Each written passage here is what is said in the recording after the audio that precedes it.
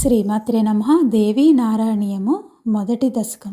యస్మిన్నిదం యత ఇదం యదిదం యదస్మాత్ ఉత్తీర్ణరూపమభిపశ్యతి యత్సమస్తం నో దృశ్యతే చ వచసాం మనసశ్చ దూరే యద్భాతి చ ఆదిమహసే ప్రణమామి తస్మై. న స్త్రీ పుమాన్న సురదైత్య నరాదయో న క్లీబం న భూతమపి కర్మ గుణాదయశ్చ భూమంస్త్వమేవ సదనాద్య వికార్యనంతం సర్వం త్వయా జగదిదం వితతం విభాతి. రూపం న తేపి బహురూపభృతాత శక్తిః నాట్యం తనోషి నటవత్ ఖలు విశ్వరంగే వర్షాణి తే సరసనాట్యకలా విలీనా భక్తా అహో సహృదయా క్షణవన్నయంతి. రూపానుసారి ఖలు నామ తతో బుధైస్త్వం దేవీతి దేవ ఇతి చాసి నిగద్యమానా దేవ్యాం త్వయీర్యస ఉమా కమలాధవాంగ్వా దేవే తు షణ్ముఖ ఉమా పతిరచ్యుతో వా. త్వం బ్రహ్మ శక్తిరపి ధాతృరమేష రుద్రైః బ్రహ్మాండ సర్గ పరిపాలన సంహృతిశ్చ రాజ్ఞీవ కారయసి సుభృనిజాజ్ఞయైవ భక్తేషు అనన్యశరణేషు కృపావతి చ. మాతా కరోతి తనయస్య కృతే శుభాని కర్మాణి తస్య పతనే భృశమేతి దుఃఖం వృద్ధౌ సుఖం చ తవ కర్మ నాపి దుఃఖం త్వం హ్యైవ కర్మ ఫలదా జగతాం విధాత్రి. సర్వత్ర వర్షసి దయామత ఏవ వృష్ట్యా సిక్తః సుబీజ ఇవ వృద్ధిముపైతి భక్తః దుర్బీజవత్ ప్రజతి నాశమభక్త ఏవ త్వం నిర్గుణా న విషమా న చ లోకమాతః. సర్వోపరీశ్వరి విభాతి సుధా సముద్రః తన్మధ్యతః పరివృతై వివిధైః సుదుర్గైః చత్రాయితే త్రిజగతాం భవతి మణిదీపాఖ్యే శివే నిజపదే హసితాననాస్తే.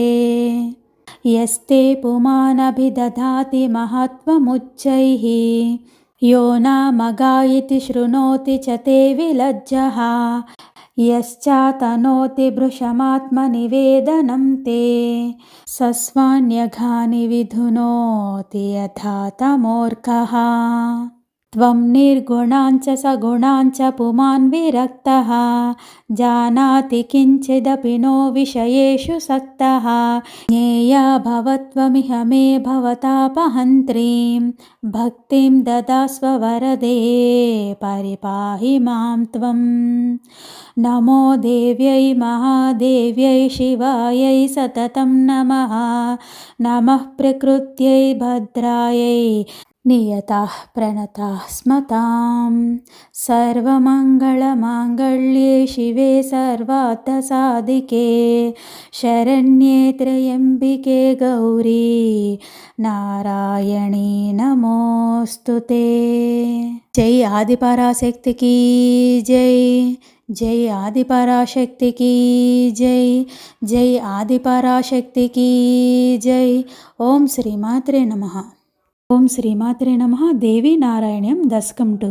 రణేషు దైత్యేషు హతేషు దేవాః పురః ప్రహృష్టः సహ దాతృశర్వాः ఇయేక్షవో యజ్ఞపతిం వినీతాः ప్రపేదిరే విష్ణుమనంతవీర్యం దృష్ట్వా చ నిద్రావశగం ప్రబుద్ధం ఆదిత్య చాపాగ్రసమర్పితాస్యం ఆశ్చర్యమాపూర్విబుధా న కోపి ప్రాబోధయత్తం ఖలు పాపభీత్యా. హరేస్తదానీ అజసృష్టవమ్ర్యాం ముఖార్పణా కుంజితచాపమౌర్వి భగ్నాధనుశ్చార్జవం ఆపసద్యః తేనాభవత్సోऽపి నికృन्तకంఠః. కాయాత్ శిరస్తుత్పతితం మురారేः पश्चात्सु देवेषु पपातसिन्धौ चेतःसुराणां कदने निमग्नं हा हेति शब्दस्सु महानभूच्च किमत्र कृत्यं पतिते हरौ नः कुर्मः कथं वीतिमिधो ब्रुवाणान् देवान् विधाताः भवेन्न कार्यम् अकारणं दैवमहो बलीयः ध्यायेत देवीं करुणाद्रचित्तां ब्रह्माण्डसृष्ट्यादिकहेतुभूतां सर्वाणि कार्याणि विधास्यते नः सा सर्वशक्त्या सगुणगुणा च इत्युचुषः प्रेरणया विधातुः त्वामेव वेदानुनुवुः सुराश्च दिवि स्थिता देवगणास्त्वमाता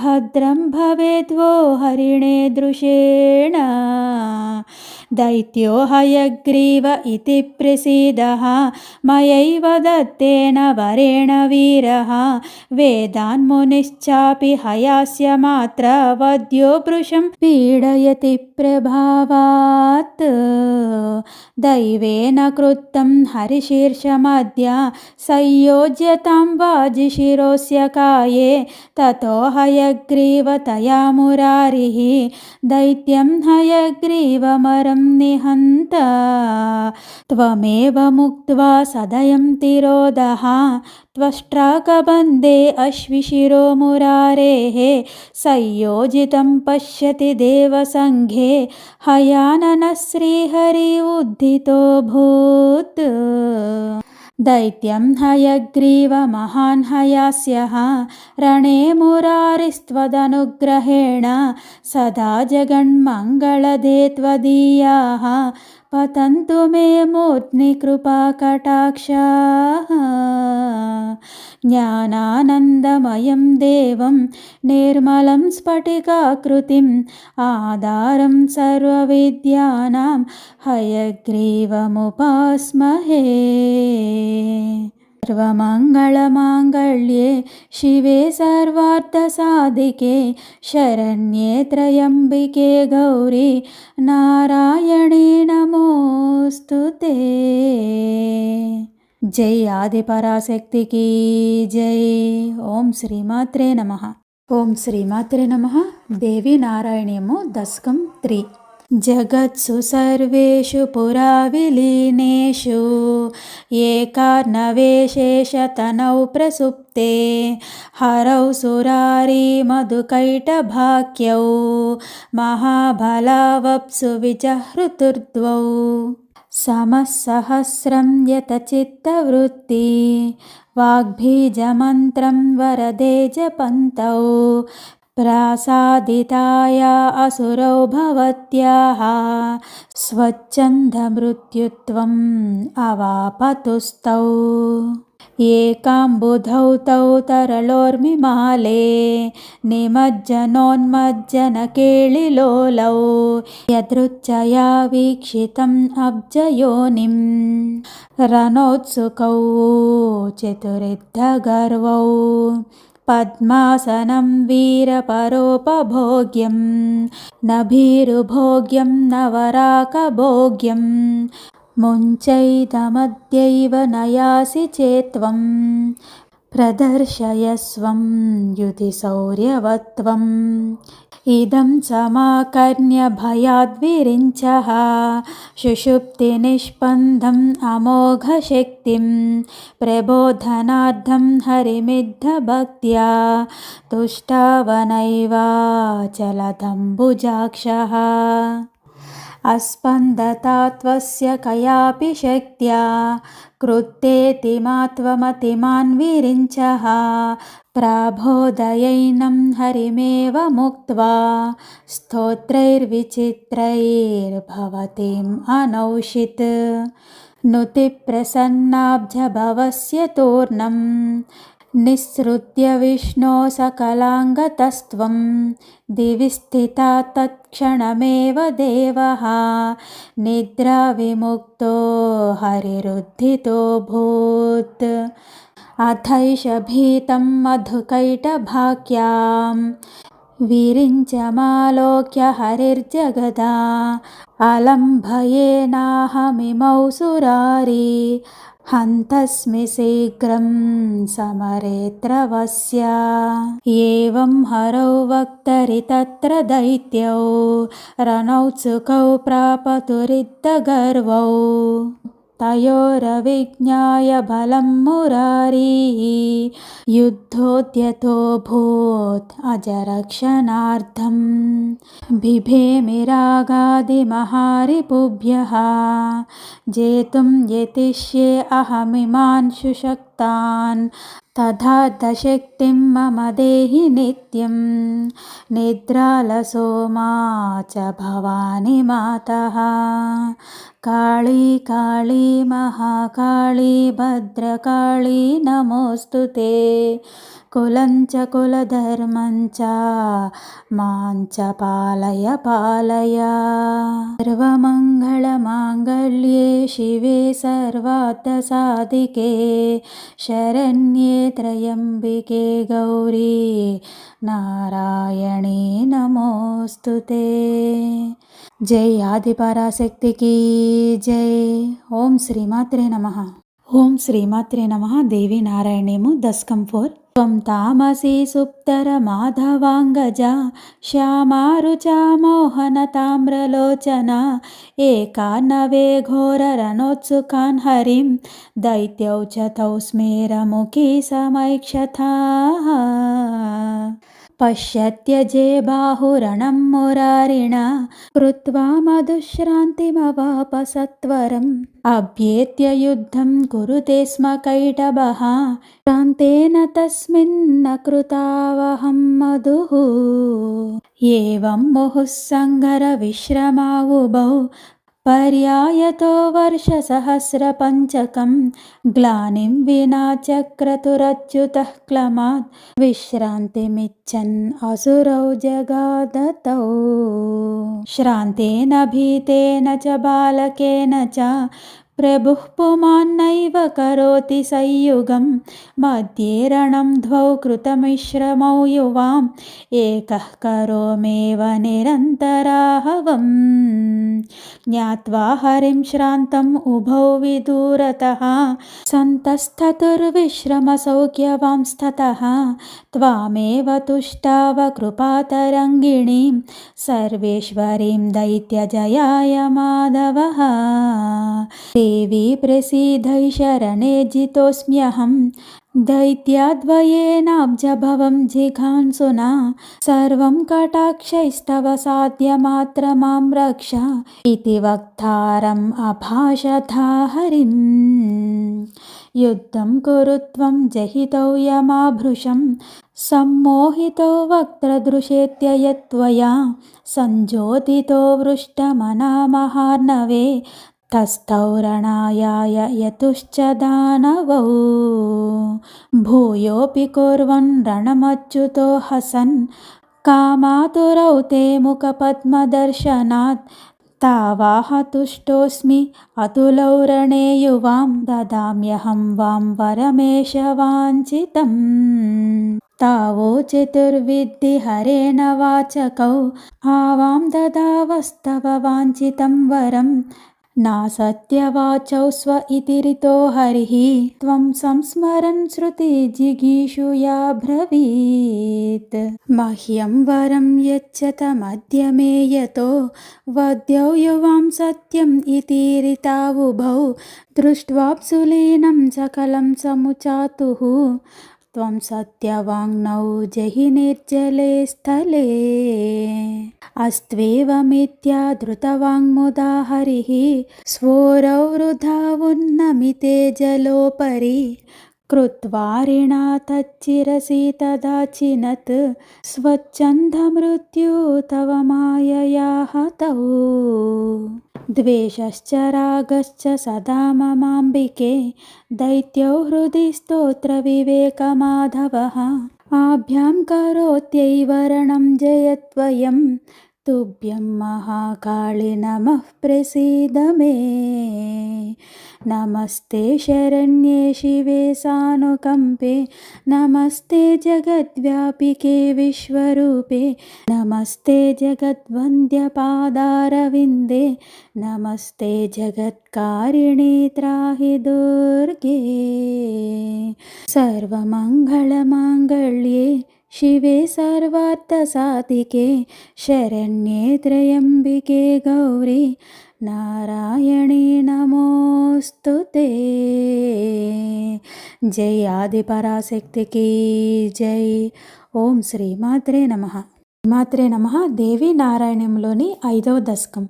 జాతాసుతేళా మనుసప్తమస్య సంప్రార్థితో నేన మునిర్వసిష్ఠః శంభో కటాక్షేన సుతాం కుమారం చక్రే సకాలేన బభూవ రాజా సుద్యుమ్న నామా మృగయా విహారీ గతో హయారూఢ ఇలావృతం సహ స్త్రీత్వం పునః ప్రాప్య సుతం హిమాంశోః వప్రే పతిం పుత్రమసూత చైషా న్యవేదయత్సా గురవే వసిష్ఠాయ ఐషా కదాచిన్నిజపుంస్త్వకామం తత్సాధనార్థం హరమేవ దద్యౌ మునిః ప్రసన్నాస్తమువాచ శంభుః ఇళావృతం మా పురుషః ప్రయాతు ప్రయాతి చేత్సోస్త్వబలాత్ తదైవ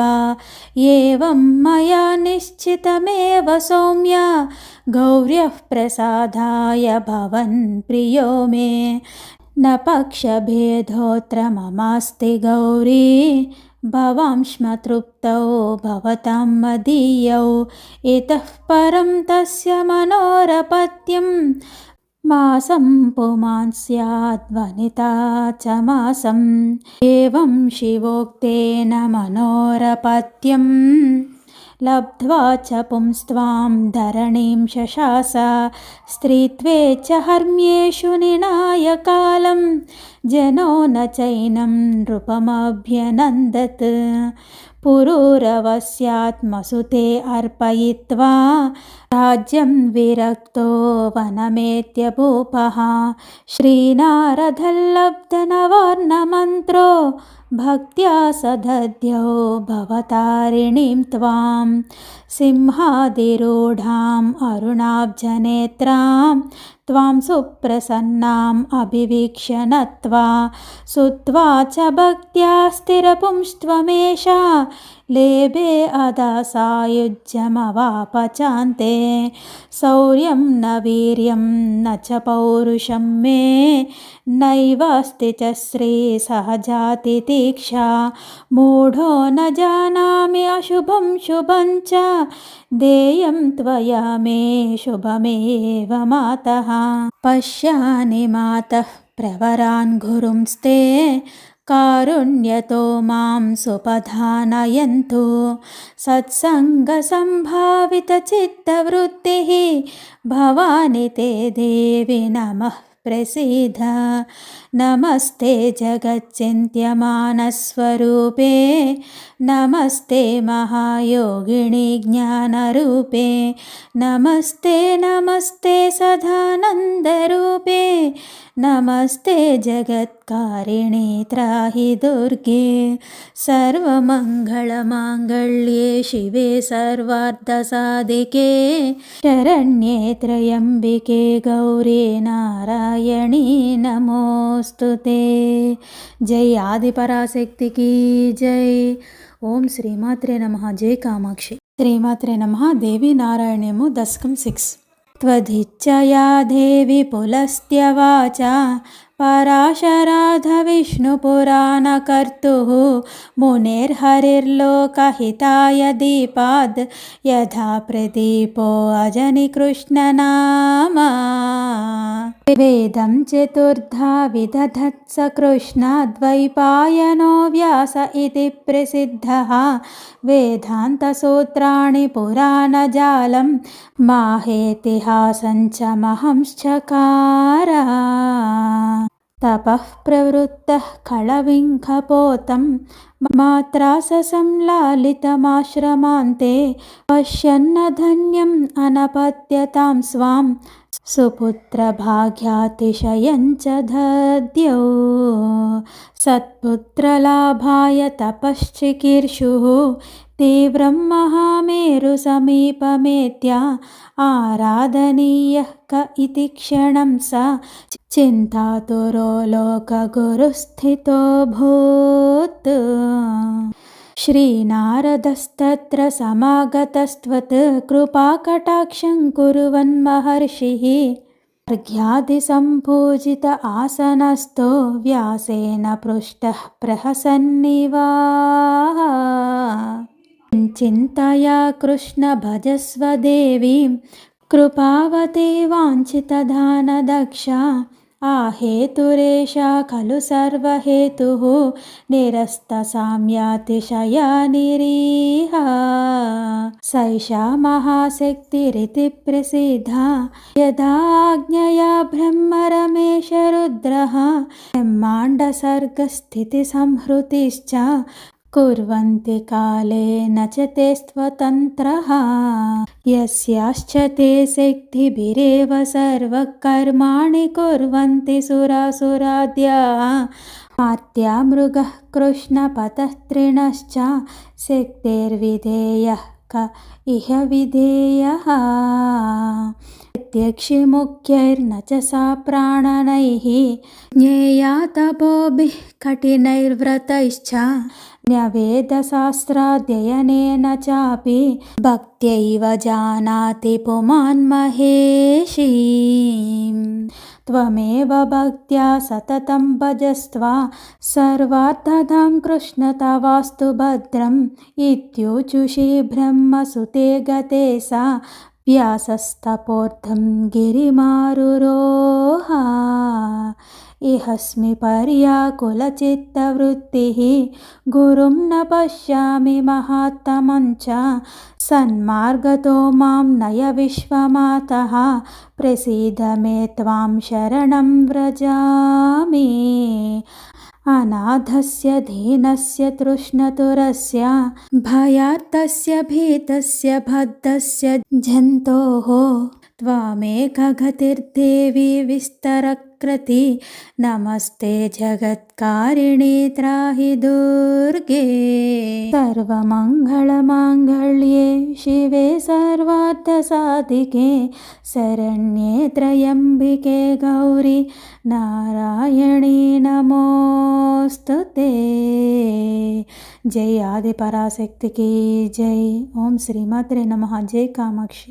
श्रीमात्रे नमः। देवी नारायणीमु दशकं 7। कृष्णस्य तस्य अरणितः सुकाख्यः तव प्रसादादजनिष्ठपुत्रः हृष्टो मुनिर्मङ्गलकर्मचक्रे तत्रादितेया ववृषः सुमानि किञ्चिज्जगुः केचन वाद्यघोषं चक्रुश्चनाकेन नृतुस्त्रियश्च वायुर्ववौ स्पर्शशुकः सुगन्धः शम्भोद्भवे सर्वजनः प्रवृष्टाः बालः सद्यो ववृधे सुचेता बृहस्पतेरात समस्तविद्यः दत्त्वा विनीतो गुरुदक्षिणाञ्च प्रत्यागतो हर्षयति स्म तातं युवानमेकान्ततपः प्रवृत्तं व्यासः कदाचित् सुखमेव मोचे वेदांशशास्त्राणि च वेत्सि पुत्रा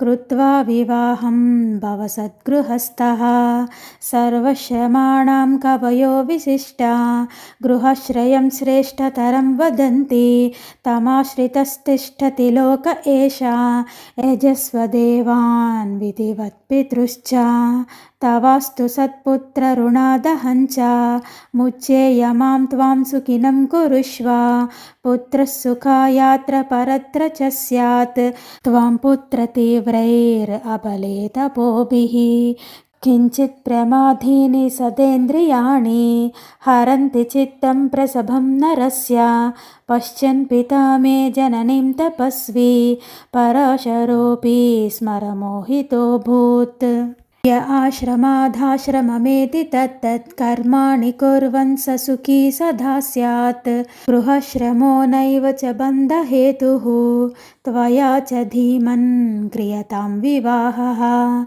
एवं ब्रुवाणोऽपि शुकं विवाहादि असक्तम् आज्ञाय पितेव रागे। पुराणकर्ता च जगद्गुरुः स मया निमग्नो आश्रुविलोचनोऽभूत्। भोगेषु मे निःस्पृहतास्तु मातः प्रलोभितो मा करवाणि पापं। मा बाधतां मां तव देवि माया मायाधिनाथे सततं नमस्ते। अरण्ये रणे दारुणे शत्रुमध्ये अनले सागरे प्रान्तरे राजगेहे त्वमेका गतिर्ते विनिस्तरनौका। नमस्ते जगत्कारिणि त्राहि दुर्गे। सर्वमङ्गलमाङ्गल्ये शिवे सर्वार्थसाधके शरण्ये त्र्यम्बके गौरी नारायणी नमोस्तुते। जय आदिपराशक्ति की जय। ఓం శ్రీమాత్రే నమః. జై కామాక్షి. ఓం శ్రీమాత్రే నమః. దేవీ నారాయణ్యము దశకం 8. అథాహ కృష్ణశృణు చింతయాలం గృహశ్రమస్తేన చ బంధకృత్ స్యాత్. బంధస్య ముక్తేశ్చ మనోపి హేతుః మనోజయార్థం భజ విశ్వధాత్రీం. యస్యాః ప్రసాదే సఫలం సమస్తం యదప్రసాదే విఫలం సమస్తం. మాహాత్మ్యమస్యా విదితం జగత్సు మయా కృతం భాగవతం శృణు త్వం. విష్ణుర్జగత్యైకసముద్రలీనే బాలశయానో వటపత్ర ఏకః. స్వబాలతా హేతువిచారమగ్నః శుశ్రావకామ్యపి అశరీరవాచం. సనాతనం సత్యమహం మదన్యత్ సత్యం న చ స్యాదహమేవ సర్వం. శ్రుత్వేదమున్మీలితదృష్టిరేష స్మితాననాం త్వాం జననీం దదర్శ. చతుర్భుజా శంఖగదారి పద్మధరా కృపాద్యైః సహ శక్తిజాలైః స్థితా జలోపర్యమలాంబరా త్వం. ప్రవృష్టచిత్తం హరిమేవ మాతా కిం విస్మయేనాచ్యుత విస్మృతాహం త్వయా పరాశక్తి మహాప్రభావాత్. సా నిర్గుణా వాङ्मनसोरगम्य మాం సాత్వికీం శక్తిమవేహి లక్ష్మీం. श्रुतस्त्वया यस्त्वशरीरशब्दो हिताय ते देवतया स उक्तः. अयं हि सर्वश्रुतिशास्त्रसारो मा विस्मरे मां हृदि रक्षणीयं. नातः परं ज्ञेयमवेहि किञ्चित् प्रियोऽसि देव्यः शृणु मे वचस्त्वं. त्वन्नाभिपद्माद् द्रुहिणो भवेत् सा कर्ता जगत्पालय तत्समस्तं. भ्रूमध्यतः पद्मभवस्य कोपाद् रुद्रो भविष्यन् सकलं हरेच्छ. देवीं सदा संस्मरतेस्तु भद्रं एवं निगद्या श्रुतिरो दधाधा. हरेरिदं ज्ञानमजस्य लब्धम् अजात्सुरर्षेश्च ततो ममापि. मया त्विदं विस्तरतः सुतोक्तं यत्सूरयो भागवतं वदन्ति. देव्या महत्त्वं खलु वर्णयतेऽत्र यद्भक्तिमाप्तस्य गृहेण बन्धः. यद्भक्तिहीनस्त्वगृहेऽपि बन्धो राजापि मुक्तो जनको गृहस्थः. विदेहराजं तमवाप्य वृष्ट्वा स्वधर्मशङ्कः परिहृत्य धीरः. फलेष्वसक्तः कुरु कर्म तेन कुर्मः क्षयः स्यात् तव भद्रमस्तु. श्रुत्वेति सद्यः शुक आश्रमात् सा प्रस्थाय वैदेहपुरं समेत्य. प्रत्युद्गतः सर्वजनैर्नृपाय न्यवेदयत् स्वागमनस्य हेतुं. गृहस्थधर्मस्य महत्त्वमस्याद् विज्ञाय धीमन् स शुको निवृत्तः. पित्राश्रमं प्राप्य सुतं पितॄणां व्यासेति हृष्टे गृहिणीं चकार उत्पद्य पुत्रांश्चतुरः सुतां च गृहस्थधर्मान् विधिनाचरन् सः प्रदाय चैनं मुनये अनुहाय बभूव काले कृतसर्वकृत्यः हित्वा आश्रमं ततमपि शशैला शृङ्गे तपस्वी सहसोत्पतन्के भवौ सभास्वा निवतद्वियोगा खिन्नं शिवो व्यासमसान्त्वयच्च सर्वत्र शङ्काकुलमेव चित्तं मामेह विक्षिप्तमधीरमार्तं कर्तव्यमूढोऽस्मि सदा शिवे मां धीरं कुरु त्वं वरदे नमस्ते अपारे महादुस्तरे अत्यन्तघोरे विपत्सागरे मज्जतां देहभाजां त्वमेका गतिर्देवि निस्तारहेतुः नमस्ते जगत्कारिणि त्राहि दुर्गे सर्वमङ्गलमाङ्गल्ये शिवे सर्वार्थसाधिके शरण्ये त्र्यम्बके गौरी नारायणी नमोऽस्तुते जय आदिपराशक्ति की जय। ओम श्रीमात्रे नमः। जय कामाक्षि। ओम श्रीमात्रे नमः। देवी नारायण्यमु दशकं 9। एकार्णवेऽस्मिन्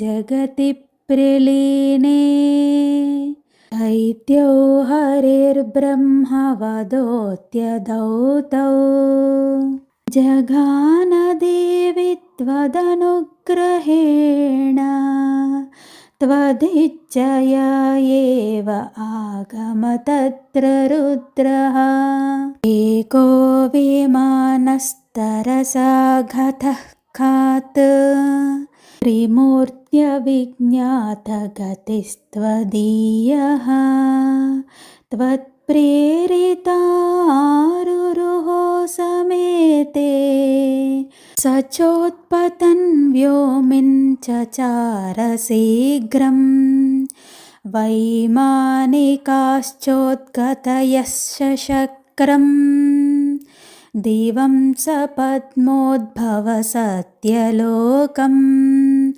सरुद्रकैलासममीश विष्णु वैकुण्ठमप्युत्पुलका अपश्यन् अदृष्टपूर्वन् इतरां त्रिमूर्तीन् स्थानानि तेषामपि दृष्टवन्तः त्रिमूर्तियस्ते च विमोहमापुः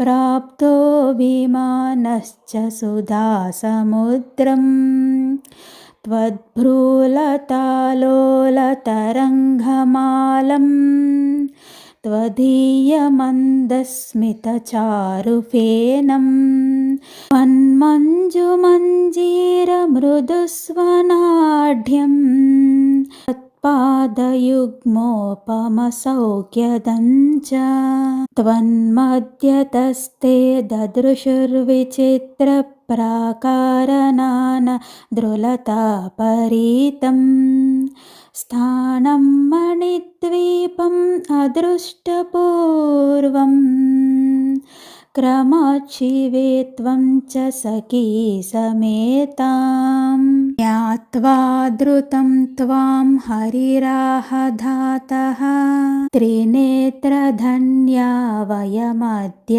नूनं सुधासमुद्रो यमनल्पपुण्यैः